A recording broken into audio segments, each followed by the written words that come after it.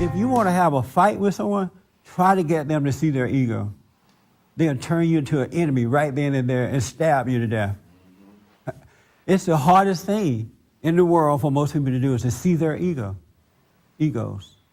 whatever. I saw some hands. Yes, Susan.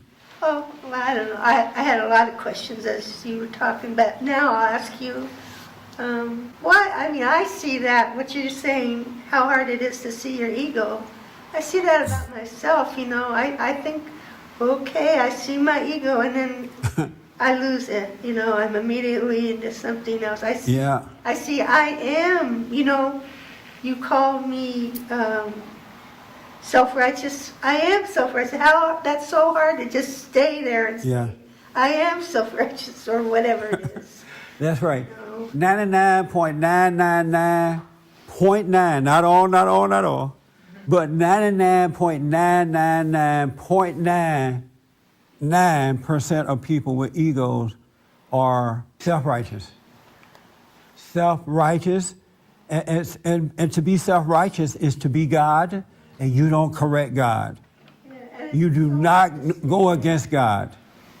99, not all, but whatever little dot left after that, 99.999. Self-righteous people. That's why they get mad at you just like that. When you disagree and when you correct them, they get angry because you can't correct God. Who are you? And this is why families don't work, friendships don't work. This is why God said every man and woman's heart is evil, because of that nature, because this ego nature is Satan nature. As long as you have that, you are a child of Satan. All in the name of Jesus. And I say all in the name because Satan's children quote the Bible too. They read the Bible, they go to church, they lift up over hand, and they judge you at the same time. God said that we must be born again. He said that we got to lay down a life in order to receive life.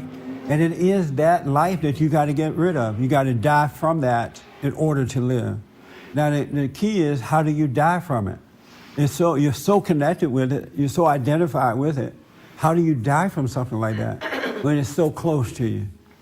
I got so many examples. I had a guy that called me up and said that he worked with some angry men. These men happened to be black men. And he said that they were very, very angry.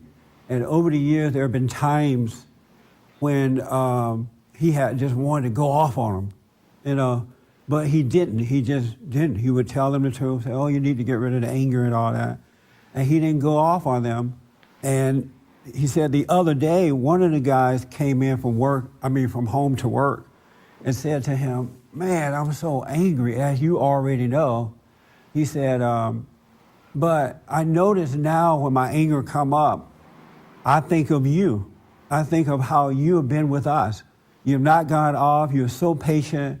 And that has helped me somewhat to think about how you have dealt with it. And see, I say that, and so this friend of mine said, and it just helped him when this guy said that to him, because he had wanted to go off. He said, but he realized that just as he is patient with his children and his wife, he has to treat everybody that same way, with that same kind of love. Because at some point, they're going to see that love, and they're going to think about it, and it's going to help them. Even if this guy hasn't found that way yet, God said that we're supposed to be the light of the earth, right? Of the world, and the salt of the earth. He remembered this guy's light shining, and that was enough to hold him for a moment until he finally catch on to what's going on. But if you don't have that in you, you're not living that way, you're setting a bad example. The last thing I want to be is a Christian. I'm like, God, remind me not to be like a Christian. Because some of the most angry and the worst folks you see are Christians because of the lack of faith. And we're going to talk about how to get there, but the lack of faith. For more information or to purchase a copy of this show, visit us on the web at www.bondinfo.org or call 1-800-411-BOND.